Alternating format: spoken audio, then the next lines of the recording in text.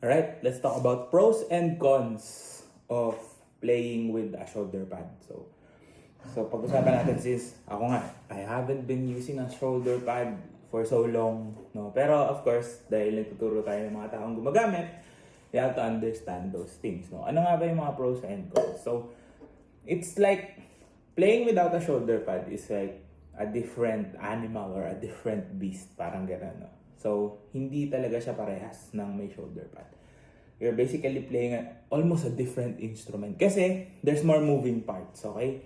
Kasi ano ba ang ino-offer ng shoulder pad? So, a shoulder pad offers stability, no? Number one. Number two, it offers you comfort, no? For some people, they can play without one. Kasi yung violin natin, di ba? Ang shape ng violin, no?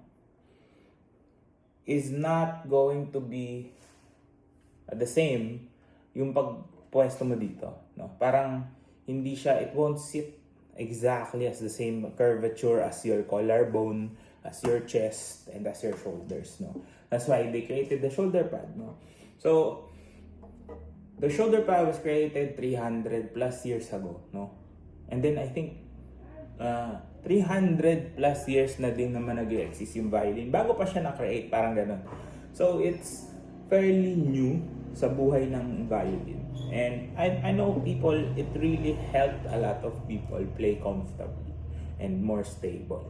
Pero dahil nga sa paggamit niya, naiba rin yung mga techniques, no? So kapag may shoulder pad ka, no, you don't need to move the violin. So kahit nakaganito ka, no, stable na siya, hindi siya gagalaw.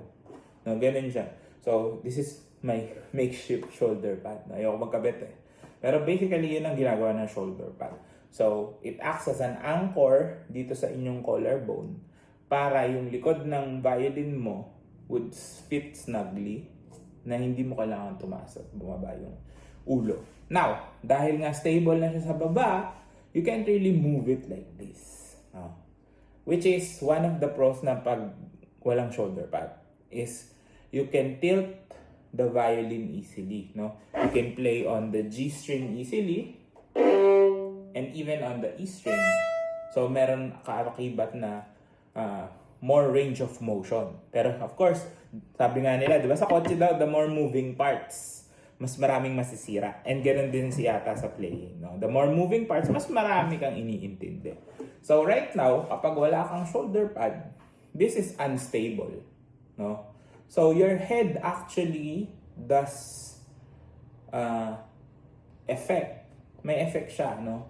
Sa paghawak mo ng shoulder pad, ng violin. So, for example, if I wanna play on the G string and sa normal position like this, medyo malayo siya, di ba? So, you can actually tilt your head and you can tilt the violin this way. Makakapag-play ka na, di ba?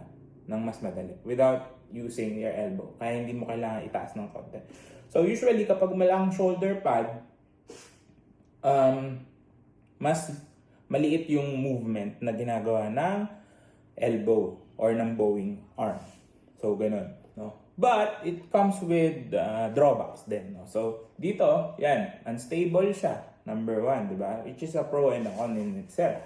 Kasi nga, it's unstable. So, there's a tendency for it to fall. Kahit na sabihin mo sa akin, no, for me, di ba, sabi ko nga, madali ko siya nahahawakan. But, there would be times that you have to carry, which is a different technique altogether.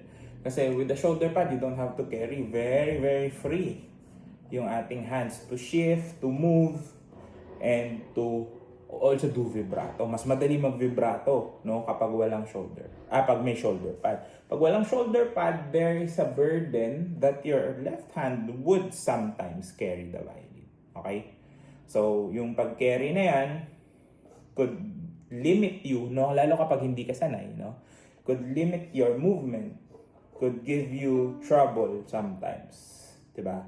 Like for example, baka yung shifts mo na nasanay ka kasi na maluwag, ngayon baka yung shift mo, kulang na yung motion mo, kailangan ka magdagdag ng extra effort because you have to account for this, no? Yung pagbuhat, no? Na minsan, hindi mo rin maiwasan, mabibitawan mo talaga siya. And it happens more times without a shoulder pad than with one. Kasi of course, stable na nga siya. Kahit nga minsan sa shoulder pad, iwan mo lang na ganyan. Kahit tumaas ng konti yung head mo, hindi masyadong gagalaw. Kasi nga, parang may ano eh. Kumbaga may naka poste. May poste dyan sa katawan mo. Ganun yung effect ng shoulder pad, no? But without one, wala ka nun. It's going to be super unstable. So a lot of people, even professionals, na matagal na gumagamit ng shoulder pad, they tried to play without one. And as they said, it's a different instrument. Nag-iiba na siya, no? But some people prefer that range of motion, the added movements, no, the added I can't say it's a handicap kasi nga if it's more comfortable for you, mas maganda, di ba?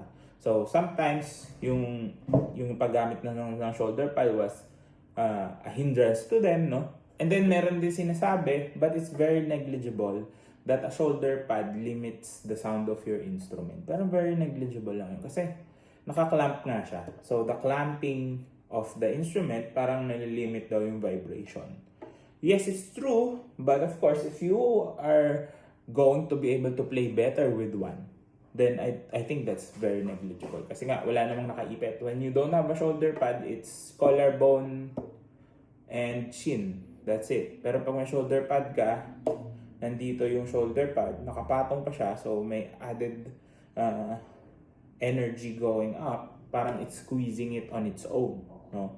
So yun yung mga drawbacks and pros and cons, no? So again, at the end of the day for me, no, as a teacher and also as a musician, no, mas importante ang comfort. So if you're comfortable playing with a shoulder pad, go. Walang masama doon. Again, we don't treat shoulder pads as training wheels. They are part of your setup, di ba? So if you're more comfortable with a shoulder pad, good for you. Okay? And if you don't want to use one, it's also a good idea. Pero check mo muna din. Ang lagi nating signals would be how we feel when we play. If you have straining in your body, baka kailangan mo rin mag-change. Kasi madami ka talaga i-change sa way of playing mo once you stop using a shoulder pad. Kasi it's not the same. It's not going to be the same. Your elbow angles, your bowing angles will be different, no? May mag-iiba at mag-iiba dyan because, again, you will lose stability and you will lose